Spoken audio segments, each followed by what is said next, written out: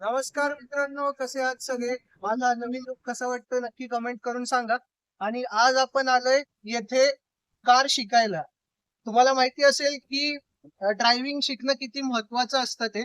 आणि आजकालच्या घडीला जिथे प्रायव्हेट व्हेकल्स सोबत पब्लिक व्हेकल्स खूप वाढलेले आहेत, तर गाडी शिकणं सुद्धा खूप महत्वाचं आहे. कारण आपल्याला कुठे जर का जायचं असेल किंवा काही करायचं असेल तर गाडी शिकणं खूप महत्वाचं असतं. सो आपण आलेलो आहे आज 2017च्या सेलेरिओ एएमटी मॉडेल वरती गाडी शिकायला. तुम्ही म्हणत असाल की हा एएमटी वरती का गाडी शिकतोय, हा मॅन्युअल वरती का नाही शिकत आहे? तर तुम्हाला सांगायचं म्हणजे एक की मी मॅन्युअल वरती सुद्धा गाडी शिकतोय, पण म्हणलं आज चला एएमटी गिअरबॉक्स वरती सुद्धा गाडी शिकून घेऊयात. कारण मॅन्युअल गाड्या सध्या लिमिटेड आहेत आणि एएमटी गाड्या सुद्धा लिमिटेड आहेत, पण इन फ्युचर बघता एएमटी गाड्यांची रीच वाढण्याची शक्यता आहे. त्याच्यामुळे मॅन्युअल सोबत एएमटी शिकणं सुद्धा खूप महत्वाचं आहे.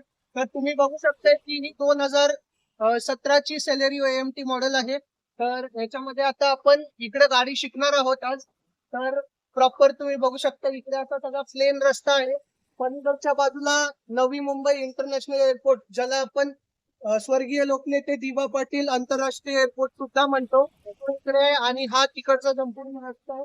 तर आपण आज इकडे या सेलेरिओ वरती गाडी शिकणार आहोत. तर चला मित्रांनो, आतमध्ये जाऊयात आता. तर फायनली आपण आता गाडीचा दरवाजा ओपन केलेला आहे. गाडीचा दरवाजा ओपन करून ऑन दिलेला आहे आणि आपण आता आतमध्ये बसतो आहोत.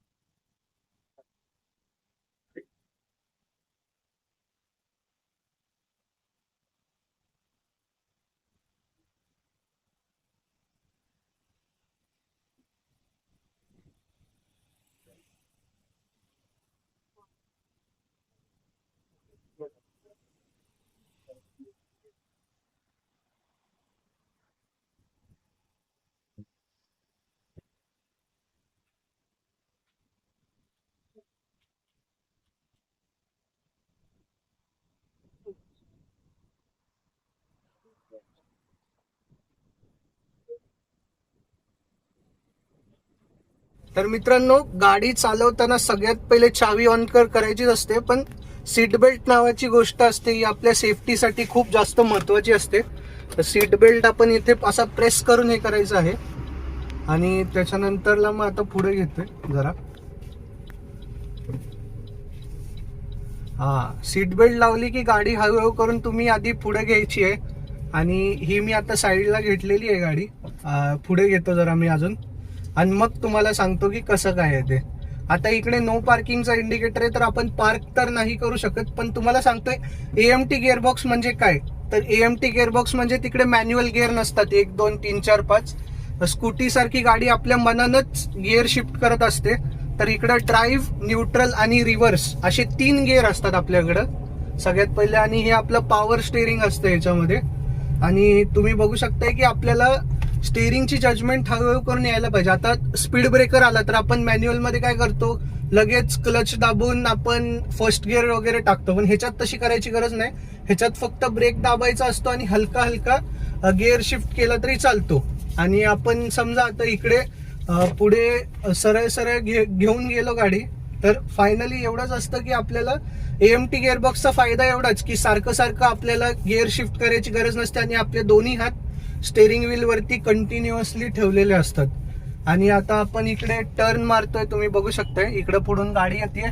तर इकडे दोन्ही बाजूला फक्त एवढंच बघायचं असतं की गाडी कुठून येते. मागचे आरशे आणि हा जो मिडल आरसा तुम्हाला समोर दिसतोय आपल्या विंडशिल्ड वरती आहे, तो मागच्या कंट्रोलसाठी खूप महत्वाचा असतो. आपल्याला नेहमी कळत राहतं. आणि नेमकं आता आपण टर्न मारलंय, तर टर्न मारल्यावरती स्टेअरिंग लगेच सरळ करून घ्यायचं असतं.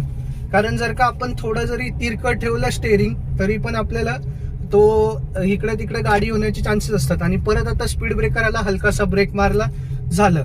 आता तुम्ही माझ्या स्टेअरिंग कडे फक्त लक्ष द्या. आता मागून गाडी येते, त्याला स्पेस द्यायची आहे, पटकन लेफ्ट घ्यायचा, परत राईट घ्यायचा आहे असा, आणि पुढे ती गाडी आपली आप निघून गेली आहे. आणि आता कारण मला इकडे मागच्या आरशात दिसतंय की कोण मागून येतंय, पुढून कोण येतंय, इकडून कोण येतंय, ते सगळं दिसतंय. आता हळूहळू करून तुम्ही इकडे बघू शकताय की इथं गिअर शिफ्ट होत आहेत ह्या इंडिकेटर मध्ये. म्हणजे इकडे करायची गरज नाही, ड्राईव्हला टाकलं की 2D 3D वगैरे शिफ्ट होत आहे संपूर्णपणे, असं आहे. तर मित्रांनो, AFT गिअरबॉक्स मध्ये न्यूट्रल, ड्राईव्ह आणि रिव्हर्स आहे. तर आता आपण ड्राईव्ह वरती गाडी पुढे पुढे सरकवत होतो, पण सध्या आता आपण न्यूट्रल वरती ठेवलेली आणि आपल्याला रिव्हर्स घ्यायचंय. तर काय करायचं, असं करून फायनली रिव्हर्स वरती क्लिक करायचा. इकडं आपल्याला दिसतंय आणि ब्रेक वरती पाय ठेवायचाच, पण हळूहळू करून असं रिव्हर्स घ्यायचं, म्हणजे मागे कोणाला लागणार नाही असं बघता बघता. आणि फायनली रिव्हर्स घेतलाय. आता परत आपण ड्राईव्ह मोड वरती टाकायची आहे गाडीला. पटकन स्टेअरिंग सरळ करून घ्यायचंय आणि मागे कोण नाहीये हे बघून पटकन आपण असं टर्न मारून घ्यायचा आहे गाडीचा. मस्तपैकी असं आपल्याला टर्न झालेला आणि पटकन मग असं सरळ करून घ्यायचंय. कारण जर का तुम्ही तसं स्टेअरिंग ठेवलात तर मग गाडी नुसती फिरत राहील, पण आपल्याला तसं करायचं नाहीये. तर आता पटकन आपण हे करायचं आणि आपल्या जजमेंट प्रमाणे जाऊ द्यायचंय. मग आता तुम्ही मीटर मध्ये बघाल, फर्स्ट गिअर आहे तो हळूहळू करून आता सेकंड वरती स्विच होत आहे. समोरून गाड्या येत आहेत, त्यांना रूम द्यायची आहे आणि आपण आपल्या लेन मधून चालायचंय, म्हणजे कोणाला पण प्रॉब्लेम होणार नाही. आणि फायनली सेकंड गिअर वरती स्विच झालेला आहे. आता समोर एक ब्लाइंड स्पॉट दिसतोय मित्रांनो तुम्हाला. पटकन एक शार्प टर्न आहे, तिकडून पुढून कोण येतंय ते आपल्याला पटकन माहित नाही. अशा सिच्युएशन मध्ये काय करायचं, जरा जवळ आलं की हॉर्न द्यायचा, म्हणजे समोरचा गाडीवाला आपण अलर्ट होतो आणि आपण सुद्धा हळूहळू करून ब्रेक वरती पाय द्यायचा आहे.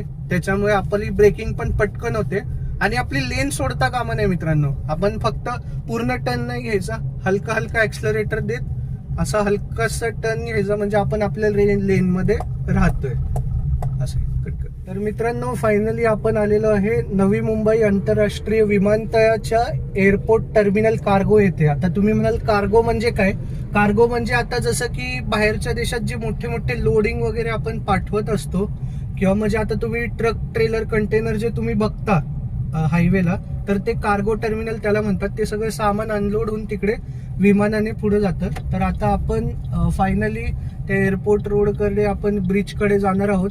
थोड्याच वेळाने तुम्हाला व्हिडिओमध्ये हे सुद्धा पाहायला भेटणार आहे, एअरपोर्टचा साईडचा व्ह्यू. कारण अगदीच तुम्हाला जवळून एअरपोर्ट पाहता येणार नाही, कारण तिकडे रस्त्याचं अजून काम चालू आहे आणि रस्ता सुरू आहे.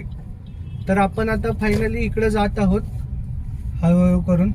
तर चला, आपण फायनली एअरपोर्ट रोडला जातोय. आता आपण राईट घेत आहोत एअरपोर्ट रोडला जाण्यासाठी, जिकडे आता तुम्ही पाहू शकताय चिंचपाडा चौक लिहिलेला आहे. एअरपोर्ट कार्गो टर्मिनल आहे. आणि तुम्ही माझ्या आता लेफ्टला पाहू शकताय, हा इकडे सगळं एअरपोर्टचा परिसर आहे.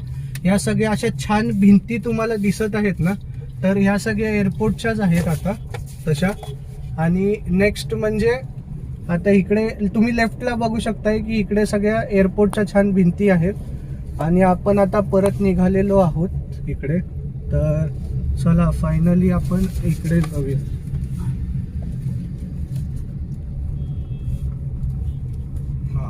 तर आता लेफ्टला तुम्ही बघू शकताय तो एअरपोर्टचा सगळे एरिया आहेत, भिंती आहेत. भिंतींच्या पलीकडे रनवे आणि जे लँडिंग वगैरे होणार आहे तिकडं ते आहे. आणि तो संपूर्ण परिसर तुम्हाला थोड्याच वेळात दिसेल. आणि समजा एखाद दुसरं विमान आलं तर तुम्हाला ते समोरच्या रस्त्यावरून सुद्धा पाहायला भेटणार आहे. तर आता आपण फायनली ब्रिजवरती चढणार आहोत आणि थोड्याच वेळाने माझ्या लेफ्ट साईडला तुम्हाला एअरपोर्टचा रनवे दिसणार आहे, जिकडे विमानं लँड होतात. आता तर कुठलं विमान लँडिंग होत नाही, पण आपण जे म्हणतो की जिकडून आपल्याला विमानं खूप जवळून दिसतात, जसं तुम्ही समजा सांताक्रूज किंवा अंधेरीला राहत असाल तर तुम्हाला तिकडे जशी त्या विमानतळावरची विमानं खूप जवळून दिसतात, तसंही इकडे तुम्ही लेफ्टला माझ्या पाहू शकताय. इकडं रनवे आहे आणि रनवेवरती विमानं सध्या उतरतात. तर तुम्ही तो संपूर्ण व्ह्यू इकडे पाहू शकताय असं करून. आणि हा संपूर्ण आता परतीच्या प्रवासाचा एअरपोर्टचा रोड आहे बाजूचा, जो आपण पुरण रोड सुद्धा आपण ह्याला म्हणतो, जिकडून आता आपण ब्रिजवरती जातोय. आणि ही आपली साईडला खाडी आहे आणि त्या साईडला मानसरोवर स्टेशन आणि खांदेश्वर स्टेशन आहे. म्हणजे अगदीच तुम्हाला नवी मुंबई आंतरराष्ट्रीय विमानतळावरून प्रवास करायचाच असेल तर तुम्हाला सर्वात जवळचं स्टेशन म्हणजे खांदेश्वर आहे. खांदेश्वर स्टेशनला येऊन तुम्ही अगदीच रिक्षा किंवा कॅबनी सुद्धा नवी मुंबई आंतरराष्ट्रीय विमानतळावरती येऊ शकता आणि तिकडून तुमचा प्रवास करू शकता. तर मित्रांनो, तुम्ही नक्की कमेंटमध्ये मला सांगा की माझी ड्रायव्हिंग तुम्हाला कशी वाटली ते. आणि तुम्हाला हा व्ह्यू सुद्धा कसा वाटला ते मला नक्की कमेंट करून सांगा.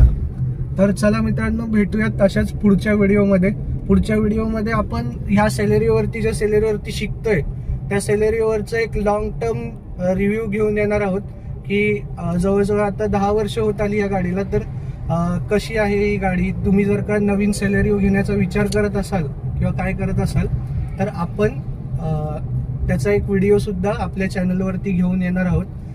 तर चला मित्रांनो, तोपर्यंत भेटूया पुढच्या व्हिडिओमध्ये. जय श्रीराम, धन्यवाद.